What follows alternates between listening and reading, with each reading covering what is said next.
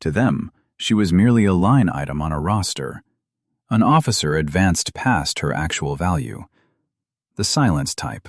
No visible scars, no barracks gossip, and certainly no trident gleaming on her uniform. In their eyes, she was a box to be checked. Command's newest trial run, soft and easy to manipulate. So, during a night rotation, they executed their move, deliberate and calculated. Hidden from the surveillance feeds, they loosened nuts, compromised latches, and hit with enough impact to leave bruises, but not enough to leave evidence. They assumed that would finish it. What they failed to understand was that she had endured far worse, and from that suffering, she had mastered the art of dismantling reputations without raising her voice or lifting a finger. Before we reveal the moment she reversed their ambush and neutralized 3 men without throwing a single punch, leave a comment telling us where you're watching from. Smash that subscribe button, toggle the bell, and stand by. Because this time, professionalism didn't just prevail.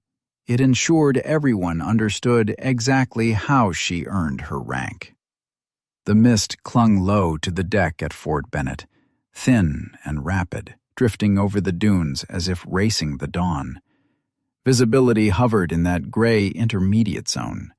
Not quite night, not yet morning, when the air carried the scent of brine and worn canvas, and the rotors of an idling Chinook thumped rhythmically in the distance like a metronome nobody bothered to silence. Lieutenant Commander Sarah Voss traversed the compound with her kit already stowed tight. No detail, no salutes, just a matte rucksack slung over one shoulder and her name already stenciled in crisp black font on the duty board. Voss, Lead Instructor, Advanced Warfare Group Rotation 2. Her uniform was devoid of flash. Tan fatigues, spit-shined boots, hair secured back, but never severe. She didn't bother with eyewear, even under the biting coastal brightness. Her steady gaze perceived everything clearly. Behind the admin connex, 2 cadre members leaned against a shaded utility cart. One pulled on a cigarette. The other didn't attempt to conceal his glare. "That her?" "Yeah. She came out of some joint task force arrangement. Nobody knows the specifics." "Typical. Likely another paper tiger they're validating in the field. Let's see how she handles it when it's not hypothetical." They chuckled as if the judgment was already rendered. Inside the chow hall, murmurs spread ahead of her like ripples before a cutter's bow. A few scanned her chest where a rack of ribbons should have been. There were none. And before we continue the main story, don't forget to subscribe and like the video. Oh, and don't forget to comment below where you're watching from. We'd love to hear that. No special warfare insignia either, just the regulation eagle and anchors. Plain, regulatory, unembellished. When the morning brief convened on the tarmac at 0700, the commanding officer spared her 5 sentences, 4 administrative, 1 a dismissive shrug masquerading as protocol. Lieutenant Commander Voss will supervise field integration maneuvers for the next 6 weeks. Her cycle will focus on asymmetric combat leadership scenarios, the officer droned. Her prior tours are classified under Joint Special Operations, and all authority is validated by Central Command. No applause, no courteous nods, just the arid drone of silence. Sarah Voss stood there, bearing leveled, chin parallel to the deck, hands loose at her sides. Her eyes scanned the assembly, not seeking validation, just conducting a mental assessment. One instructor reclined, as if expecting someone more imposing. Another offered a half grin when she didn't acknowledge him. But the third, buzz-cut hair, blocky jaw, name tag reading Rourke, held her gaze a second too long. It wasn't curiosity. It wasn't skepticism. It was the cold estimation of a man determining if she could be shattered. Voss said nothing. No inquiries, no response. Just silent poise. When the briefing concluded, she turned toward the eastern sector to walk the obstacle course alone. No clipboard, no assistant. The same two instructors from earlier now loitered by the gear lockers, their eyes following her path. "Doesn't say much," one grunted. "Doesn't have to," the other retorted with a sneer. "New brass always thinks silence projects strength." Let's see how long that holds. Simulation 3, after taps. And just like that, the assessment commenced. By late morning, the fog had burned off the Fort Bennett coastline, leaving the sky a piercing, infinite cobalt. Heat radiated off the sand, irritating the eyes. A full platoon of candidates stood in formation, respiration heavy under plate carriers. Some doubled over after the previous evolution, others clenched their teeth, hoping she wouldn't order another set. Lieutenant Commander Sarah Voss walked the rank with serene exactitude, chronograph in hand. Yet the crash of the surf behind her feigned tranquility, though every pulse on that beach hammered. "Front rank," she stated evenly. "Bear crawl to the surf line and return. The clock begins the instant your elbows touch the grit." A few groans escaped the formation. Before the command could take root, a voice sliced across the sand. "You running this like a seaside yoga seminar, Commander?" It was Sergeant First Class Rourke, arms folded near the water buffalo, shades perched low on his nose, projecting apathy. His uniform looked inspection-ready, boots lustrous like he polished them more than he operated. Voss didn't turn. "Excuse me," she said, volume only slightly elevated. "I said," Rourke repeated, projecting so the candidates could hear. "This tempo, these drills, half these kids did harder warm-ups in varsity wrestling." Nervous laughter drifted through the line. Voss pivoted and closed the distance unhurriedly, clipboard still hanging at her side. She halted just outside striking distance. "What is your suggestion, Sergeant?" He cocked his head, grinning. "Maybe give them something tangible. Something that sorts the leaders from the baggage. Unless we're issuing participation ribbons this week." Silence. Even the tide seemed to hesitate. Voss looked down the row of candidates, then back at him. "Sergeant First Class Rourke," she enunciated clearly, "you are detailed as support for the next 72 hours. You will execute surf line repetitions for row 2, 10 laps, full kit. Every time a candidate drops, you double back and escort them." The smirk faltered. "That's not—" "It is now," she interjected, her tone unbroken. "Unless you wish to contest my command in front of candidates during a live rotation," Sarah Voss said smoothly. "Shall I log your insubordination for the review board?" The pause that ensued was clinical, sterile, exact. Rourke blinked, squared his frame, and offered a stiff nod. "No, ma'am." She didn't thank him, didn't acknowledge the adjustment in attitude, just turned back toward the formation. "First rank, move!" As the candidates surged into action, sand erupting from boots and elbows, Rourke watched her transit. Not a flicker on her countenance. She hadn't raised her voice once, yet somehow, every trainee now viewed her through a different lens. "She thinks she owns the place now," he muttered to the instructor beside him. Then quieter, before stalking off, "We'll remind her this isn't some classroom lecture." The other man gave a microscopic nod, enough to signify, "Tonight, then." Overhead, the fluorescents in the team room hummed, one flickering anemic light above the armory cage. Rourke leaned against a steel workbench, unwrapping a protein bar with studied calm. A muted monitor looped thermal footage from a previous exercise. "Okay, my dear viewers, if you're watching and find this story interesting, comment number 1 or comment, 'I'm still here,' to continue listening." Silhouettes darting across barriers. Staff Sergeant Miller sat across from him, boots propped on a supply crate. "Rourke, You actually going to go through with it? Miller asked. Do what? Rourke replied without looking up. Don't play stupid. I saw your expression on the beach. Rourke took a slow bite, chewing like it was inconsequential. She humiliated me in front of 50 candidates, utilized protocol like it was a bludgeon. He finally met Miller's gaze. You think she can just waltz in here with her redacted file, bypass the grunt work, issue commands like she's deity, and we all snap to? She's brass. We're the foundation. That means nobody ascends above us without earning it here.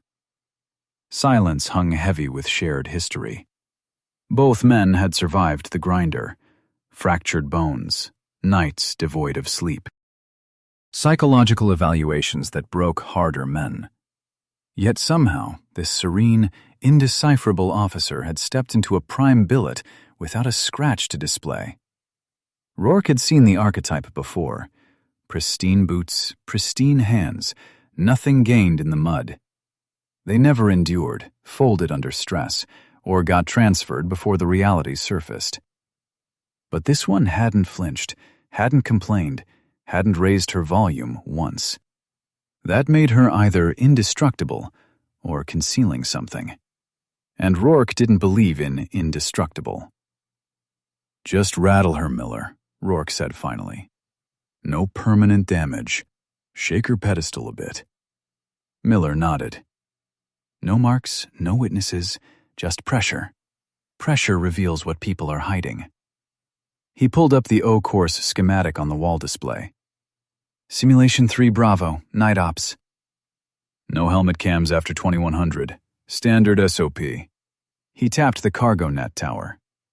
This rig is still on soft status. Swap one of the cross members with a dummy bar.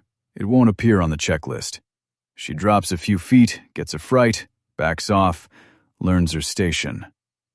Miller rubbed his chin. And if she doesn't? Rourke's smile was razor thin. Then we ensure she does. Just then the door groaned open. Specialist Bishop stepped in, still damp from PT, helmet tucked under his arm. You wanted to see me, Sergeant? Rourke's tone softened, rehearsed. Yeah, enter. Sit. Bishop glanced at Miller, then eased onto the bench.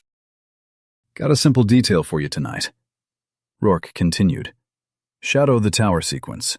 Assist in resetting the rig after each ascent. Routine safety observation. Bishop frowned. I thought the tower was cleared for solo runs. It is, Rourke replied effortlessly. But new leadership mandates extra oversight. We don't want her thinking we're negligent, do we? Rourke asked, voice low and measured. Bishop shook his head slowly. No, Sergeant. Good man. Rourke reached into his rucksack, withdrew a compact tool set, and slid it across the table. Switch the bolt on the transverse bar during the initial climb. Just loosen it halfway. Nobody will spot it. It won't fail completely. Just drop a little. Enough to spook her. Bishop's fingers tightened around the edge of the bench. And if she gets injured? She won't, Rourke said smoothly. He added, We aren't monsters. You want her respect, correct? She won't respect you unless she earns it the hard way. That logic stuck. It always did. Bishop nodded once, reluctant but compliant, and took the kit. When he departed, the door shut with a hollow thud that lingered. Rourke leaned back against the workbench, cracking his knuckles. Nobody leads before they bleed first. Outside, the halogen floods poured over the obstacle field like synthetic daylight, bleaching out every shadow. Generators droned low, boots crunched over the gravel. Night training at Fort Bennet always ran tight. One rotation, minimal supervision, strict comms discipline. Lieutenant Commander Sarah Voss stood near the signal flag. Her voice required no amplification. Every word landed sharp. Tonight's evolution is live contingency simulation. Cargo net, breach wall, low crawl, evac drag. Instructor Shadow from Quadrant 2. Rourke, Miller, and Bishop stood behind the candidates, already kitted up. No cameras tonight, no observers, just a run by the manual. On paper, everything appeared routine, but Voss's instincts signaled otherwise. She swept the course with her eyes. The gravel appeared slightly disturbed. She made a mental note, said nothing. The first phase proceeded smoothly. Crawls, vaults, rope traverses. A few trainees stumbled. One clipped a shin. Nothing irregular, but the anomalies began to accumulate. One rope was trimmed half an inch shorter than spec. A grip post oscillated under load. A timing sensor flickered mid-run. She catalogued it all silently. At the tower base, she called out, "Next wave. I will take point on the ascent." She gripped the rails and commenced her climb. Exact hands, steady boots, no wasted energy. Halfway up, a sudden jolt. The crossmember snapped with a sharp metallic report. She plummeted 2 meters down the incline, impacted hard on her shoulder, and rolled. It wasn't enough to fracture bone, but the collision stunned her, sent white static across her vision. She braced herself to rise, but they were already there. Rourke crouched first, tone feigning concern. "You solid, Commander?" His grip on her arm was just a fraction too aggressive. She didn't respond. Miller stepped in next, smirking. "Shouldn't be climbing cold. Liability issue." Then his boot nudged her flank, not quite a kick. "Need a corpsman or just some oxygen?" he muttered. She sat up, slowly, stable. "I am functional." Rourke leaned closer. "Just verifying, Commander. Ensuring you can handle the hardware out here. It doesn't care about CVs." She remained silent. That's when the dynamic shifted. Rourke offered his hand to assist her up, but as he pulled, his elbow drove into her ribs. Controlled, precise. Not enough to knock her down, but enough to inflict pain. She didn't flinch. Miller moved next, pretending to stumble. His leg swept low, catching her off balance. She hit one knee, caught herself, eyes locked on both men. Bishop stood frozen at the periphery of the circle, watching. Rourke's voice came again, calm and lacerating. "This is how we learn, Commander. Under duress." Pain pulsed through her side, but she rose. 3 against 1. No cameras, no witnesses. Except there was. Her eyes flicked once toward the tower's upper junction box. A small maintenance sensor, motion-activated, mandated after the last safety audit. They had forgotten it was there, or never knew, but she had. She had walked the course on day 1. Inspected every sensor, every redundancy, every buried failsafe tucked in the margins of official inspection reports. They stepped back, laughing like it was all harmless camaraderie. No shouting, no marks that would manifest, just practiced pressure disguised as discipline. It was plausible deniability wearing a uniform. What they didn't detect were her eyes.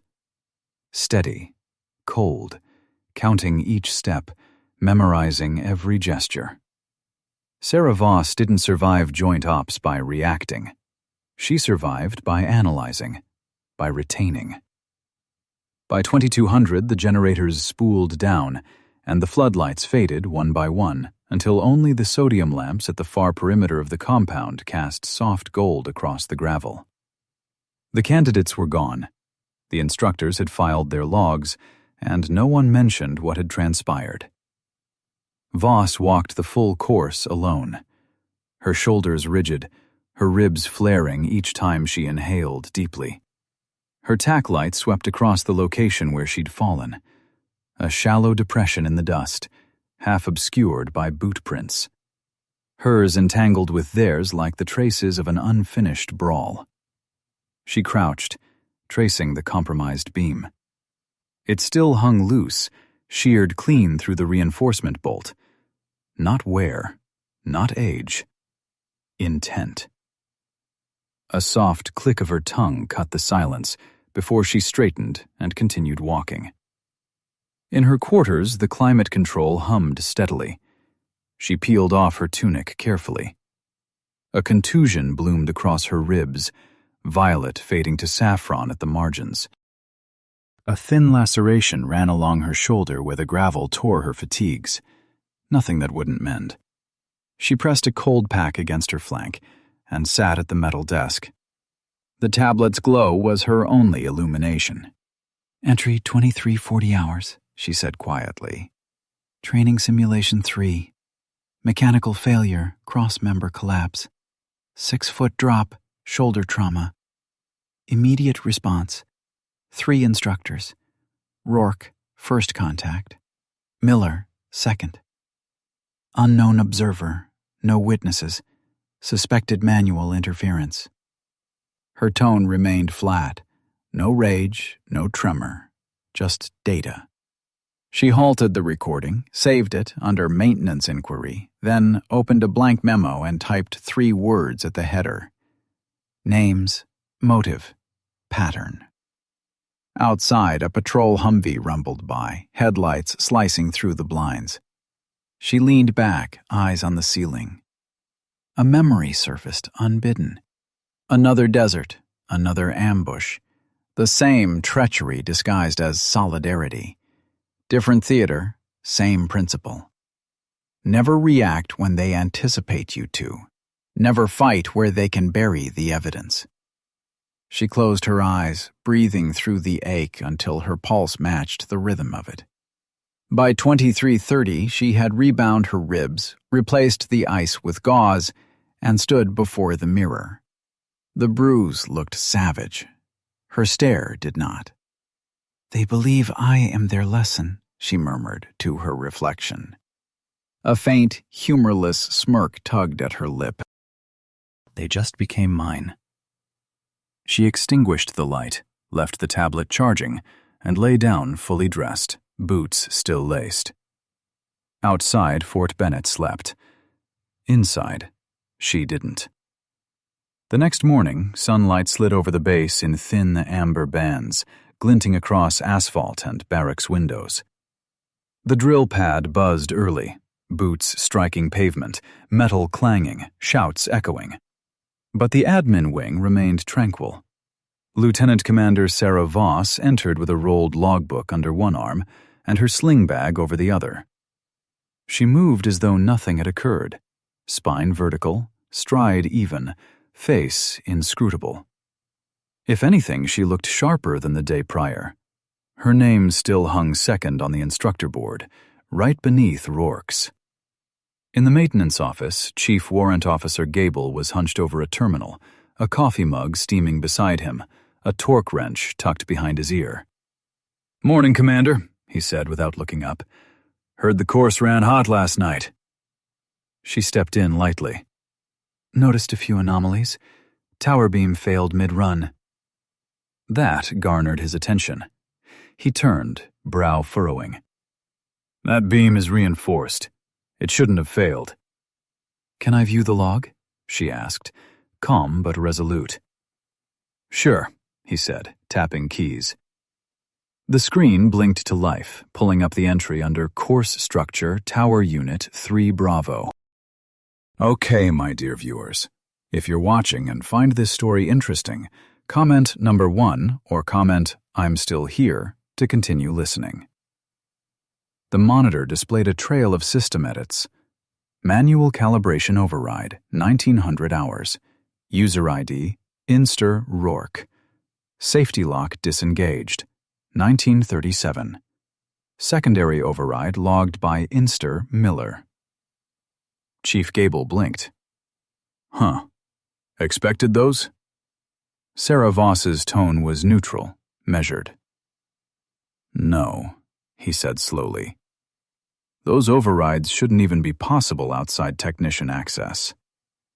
"Someone must have utilized an old terminal we never scrubbed." She nodded once.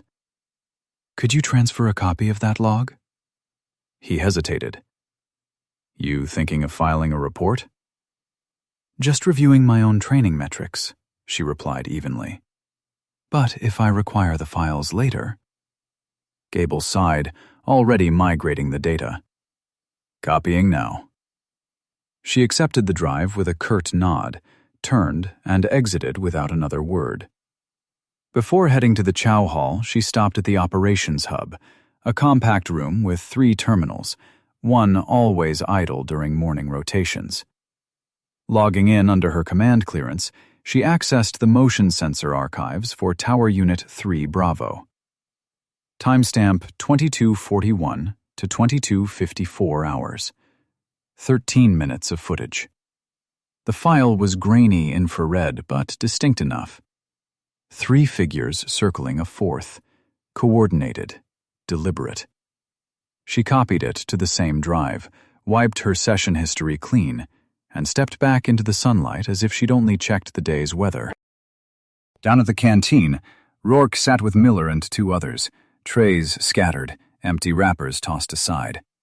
Their voices were low, but arrogance had a way of projecting. Still seated, Miller nodded toward the quad where Voss crossed. "Give it time," he muttered. "The ones who act like steel always fracture," Rourke replied.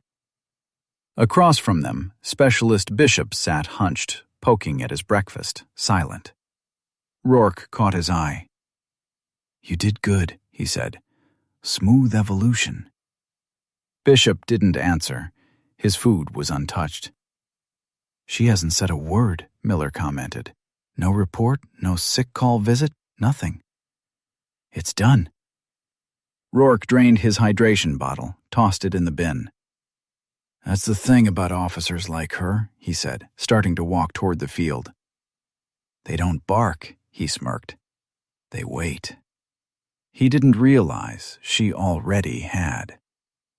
Just after noon, a new directive appeared on the board outside the ops hub, printed and pinned without commentary. Live evaluation, instructor assessment drill. Time, 1600 hours. Course, Simulation 3 Bravo. Field rotation audit. Lead demo team, Instructor Rourke, Instructor Miller, Trainee Bishop. Observer, LCDR Sarah Voss. No message, no warning, no fanfare. But by 1400, nearly every instructor not deployed hovered near the quad. No one had been ordered to attend. They were just drawn by the shift in the atmosphere. Rourke stared at the sheet like it was bait. Observer, that's it? Miller gave the paper a tap. Standard evaluation. Probably wants to showcase her little reforms under pressure. Rourke grinned, pulling on his gloves. Then let's give her a show. By 1600, the sun had tilted west, stretching shadows across the course. A mobile command van now sat at the field's edge, cameras mounted high. Inside, 2 advanced warfare instructors manned the monitors, one syncing the wireless feed to a large outdoor display behind the staging tent. Off-duty candidates gathered behind hazard tape, forming a silent arc. It wasn't just curiosity. It was tension. Everyone sensed something was about to snap. Rourke, Miller, and Bishop stood at the course entrance, helmets secure, earpieces checked, posture perfect. Lieutenant Commander Sarah Voss arrived without a sound. Same desert fatigues, no medals, no clipboard, just a slim data tablet in her right hand. Her left shoulder was still stiff beneath her uniform, the bruise beneath healing but visible. She gave a single nod to the technician beside the display. "Load sensor map," she said calmly. "Run dataset Simulation 3 Bravo, minus 48 hours. The screen blinked to life. A real-time schematic of the obstacle course flickered onto the display. Digital overlays, timestamps, user logs, all aligning in neat, merciless order. Rourke's name appeared first, then Miller's. Each action tagged and recorded. Beam override, safety lock disengaged, ID verification. The screen pulsed with evidence, not dramatized, just undeniable. A ripple moved through the watching crowd. Whispers spread, then fell into uneasy silence. One senior instructor stepped forward, squinting at the data before glancing toward Rourke, realization settling across his face. Not fury, just the quiet understanding of someone recognizing something rotten too late. Another instructor turned away entirely, unwilling to be associated with what was unfolding. Rourke froze mid-motion, half into his harness. Miller's hands stalled on his helmet strap. Bishop looked like the air had left his body. Then, Sarah Voss's voice came through the comm feed. Steady, controlled. "You will now rerun the drill exactly as you did that night. Same rig, same sequence, same teamwork." Rourke glanced toward her, searching for some clue that this was a warning, not an execution. But her face didn't move. No expression, no twitch. Only calm precision. "What the hell is this?" Miller hissed. "What's she doing?" Rourke's eyes stayed fixed on the red highlighted logs, flashing his own ID. "She's not doing anything," he muttered. "She's just letting everyone else see." Behind them, the crowd grew. Senior officers, 2 commanders, a JAG aide in plain clothes, watching, listening. Voss stepped off the platform, walking toward the tower until she stood just short of regulation distance from Rourke.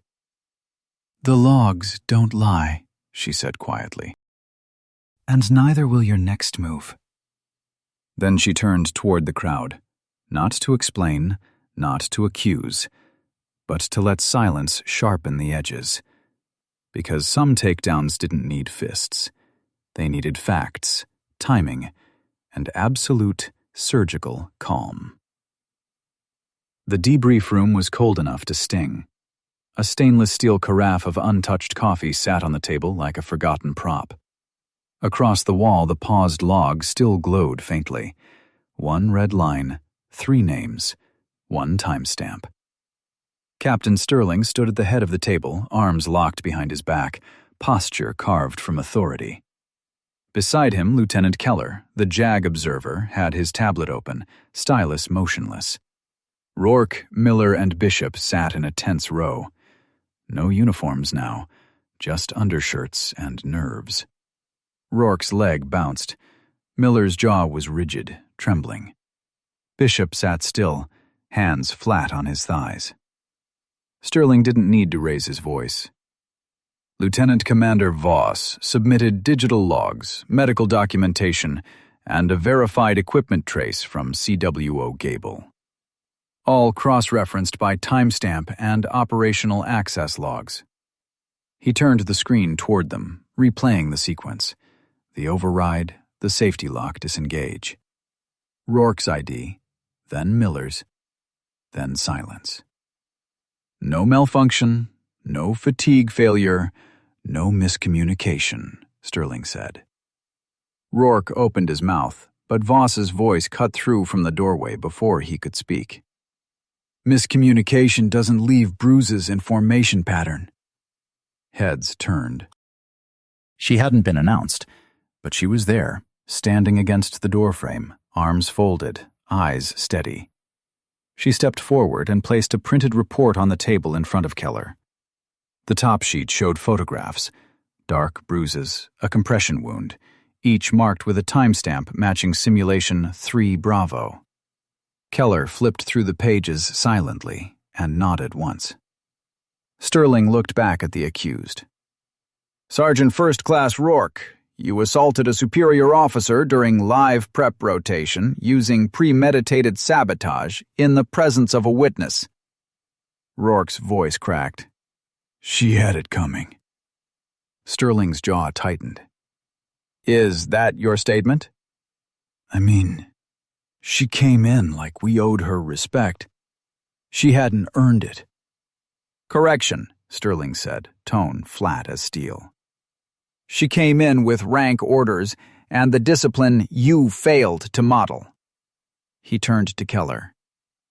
Effective immediately. Sergeant First Class Rourke, relieved of duty. Discharge proceedings commence at 0800. Staff Sergeant Miller, accessory to sabotage. Administrative separation recommended. Captain Sterling's voice didn't rise, but the sentence hit harder than any shout. Then he turned his gaze to Bishop. Specialist Bishop, you stood by, but eventually came forward. Late, but honest. You'll be pulled from this rotation. Your recommendation for OCS is rescinded. Bishop's throat moved once. He managed only a nod. Sterling tapped the monitor. Dark, dismissed. Chairs scraped. No protests, no excuses, just the slow rhythm of consequence. Outside, the afternoon sun hung heavy behind the admin wing, stretching long shadows over the courtyard. Word had already spread. Instructors avoided her eyes. Candidates straightened their posture at the far end of the field. Sarah Voss walked with measured calm.